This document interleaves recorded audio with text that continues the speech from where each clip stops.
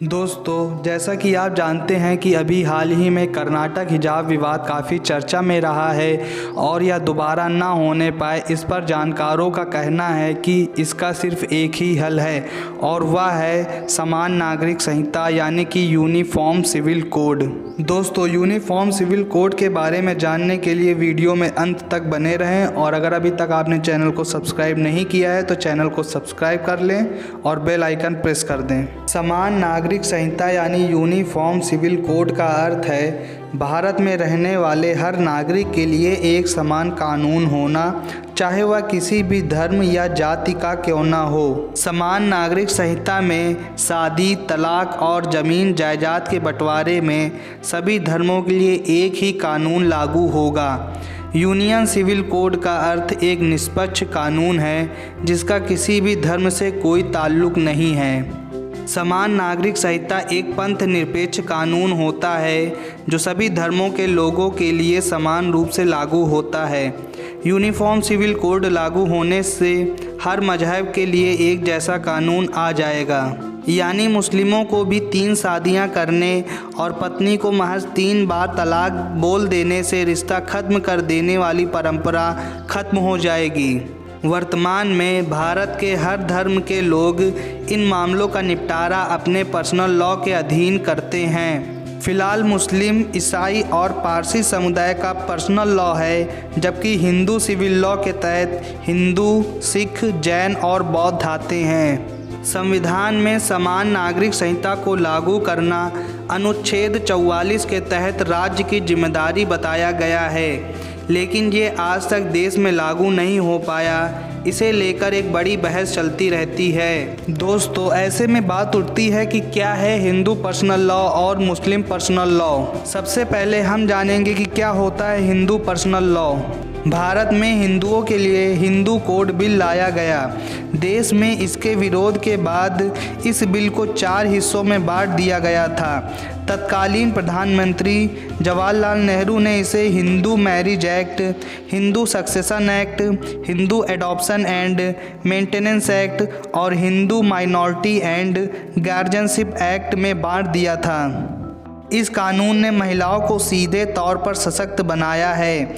इनके तहत महिलाओं को पैतृक और पति की संपत्ति में अधिकार मिलता है। इसके अलावा अलग अलग जातियों के लोगों को एक दूसरे से शादी करने का अधिकार है, लेकिन कोई व्यक्ति एक शादी के रहते दूसरी शादी नहीं कर सकता है। दोस्तों, अब बात आती है कि क्या होता है मुस्लिम पर्सनल लॉ बोर्ड। देश के मुस्लिमों के लिए मुस्लिम पर्सनल लॉ बोर्ड है।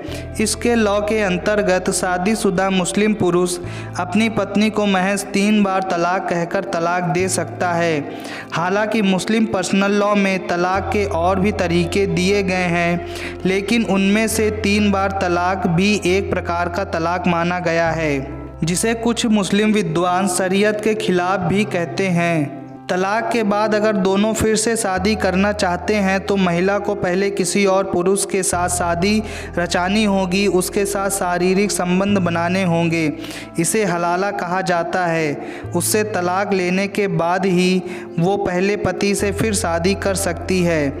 इस लॉ में महिलाओं को तलाक के बाद पति से किसी तरह के गुजारे भत्ते या संपत्ति पर अधिकार नहीं दिया गया है, बल्कि मेहर अदायगी का नियम है। तलाक लेने के बाद मुस्लिम पुरुष तुरंत शादी कर सकता है, जबकि महिला को इद्दत के निश्चित दिन गुजारने पड़ते हैं। दोस्तों, अब हम ये जानेंगे कि क्यों है देश में इस कानून की आवश्यकता। अलग अलग धर्मों के अलग कानून से न्यायपालिका पर बोझ बढ़ता है। समान नागरिक संहिता लागू होने से इस परेशानी से निजात मिलेगी और अदालतों में वर्षों से लंबित पड़े मामलों के फैसले जल्द होंगे। शादी, तलाक, गोद लेना और जायदाद के बंटवारे में सबके लिए एक जैसा कानून होगा, फिर चाहे वो किसी भी धर्म का क्यों ना हो। वर्तमान में हर धर्म के लोग इन मामलों का निपटारा अपने पर्सनल लॉ यानी निजी कानूनों के तहत करते हैं। सभी के लिए कानून में एक समानता से देश में एकता बढ़ेगी और जिस देश के नागरिकों में एकता होती है वह देश तेज़ी से आगे बढ़ता है। देश में हर भारतीय पर एक समान कानून लागू होने से देश की राजनीति पर भी असर पड़ेगा और राजनीतिक दल वोट बैंक वाली राजनीति नहीं कर सकेंगे और वोटों का ध्रुवीकरण नहीं होगा। दोस्तों, अगर हम यूनिफॉर्म सिविल कोड का इतिहास जानने की कोशिश करें तो पता चलेगा कि समान नागरिक संहिता यानी कि यूसीसी की अवधारणा का विकास औपनिवेशिक भारत में तब हुआ जब ब्रिटिश सरकार ने वर्ष 1835 में अपनी रिपोर्ट प्रस्तुत की थी, जिसमें अपराधों, सबूतों और अनुबंधों जैसे विभिन्न विषयों पर भारतीय कानून के संहिताकरण में एक रूपता लाने की आवश्यकता पर बल दिया गया। हालांकि रिपोर्ट में हिंदू और मुसलमानों के व्यक्तिगत कानूनों को इस एक रूपता से बाहर रखने की सिफारिश की गई। ब्रिटिश शासन के अंत में व्यक्तिगत मुद्दों से निपटने वाले कानूनों की संख्या में वृद्धि ने सरकार को वर्ष 1941 में हिंदू कानून को संहिताबद्ध करने के लिए BN राव समिति गठित करने के लिए मजबूर किया। इन सिफारिशों के आधार पर हिंदुओं, बौद्धों, जैनों और सिखों के लिए निर्वसीयत उत्तराधिकार से संबंधित कानून को संशोधित और संहिताबद्ध करने हेतु वर्ष 1956 में हिंदू उत्तराधिकार अधिनियम के रूप में एक विधेयक को अपनाया गया। कानून में समरूपता लाने के लिए अलग अलग कोर्ट ने अक्सर अपने निर्णयों में कहा है कि सरकार को एक समान नागरिक संहिता सुनिश्चित करने की दिशा में प्रयास करना चाहिए। 1985 का शाहबानो मामला और 1995 का सरला मुद्गल मामला भी यूनिफॉर्म सिविल कोड से जुड़ा हुआ है। दशकों से लटके इस यूनिफॉर्म सिविल कोड को आज तक पास कराया नहीं जा सका है। यूनिफॉर्म सिविल कोड का विरोध करने वालों का कहना है कि ये सभी धर्मों पर हिंदू कानून को लागू करने जैसा है।